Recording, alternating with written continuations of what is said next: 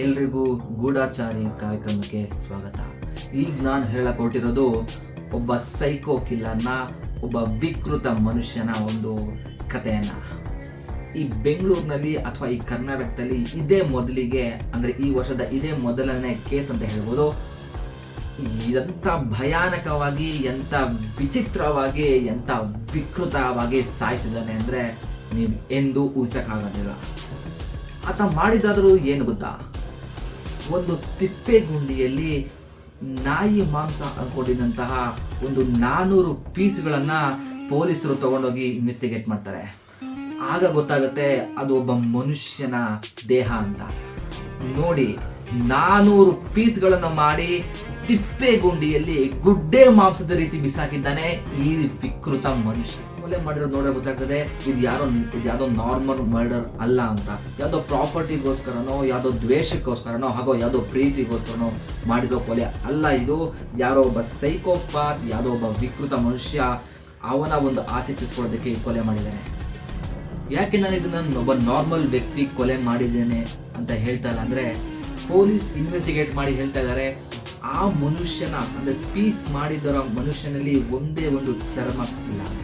ಅಂದರೆ ಆ ಸೈಕೋಪಾತ್ ಅವನ ಇಡೀ ಚರ್ಮವನ್ನು ಸುಲಿದು ನಂತರ 400 ಪೀಸ್ಗಳನ್ನಾಗಿ ಮಾಡಿ ತಿಪ್ಪೆಗುಂಡಿಯಲ್ಲಿ ಬಿಸಾಕಿದ್ದಾನೆ. ಇದನ್ನ ಪೊಲೀಸರು ಹೇಗೆ ಬೆದರಿಸ್ತಾರೆ ಮುಂದೆ ನೋಡಬೇಕಾಗಿದೆ. ಮುಂದೆ ಏನ್ ಆಗ್ಬೋದು, ಹೇಗಾಗ್ಬೋದು, ಎಲ್ಲಾಗ್ಬೋದು ನೋಡೋಣ. Stay tune in Goodachari. ಹಾಗೆ ಈ ಕಿಲ್ಲರ್ ನಿಮ್ಮ ಜೊತೆನೇ ಇದ್ದಾನೆ, ನಿಮ್ಮಲ್ಲೇ ಇದ್ದಾನೆ, ನಿಮ್ಮಲ್ಲೇ ಒಬ್ಬನಾಗಿದ್ದಾನೆ. ಹುಷಾರಾಗಿರಿ.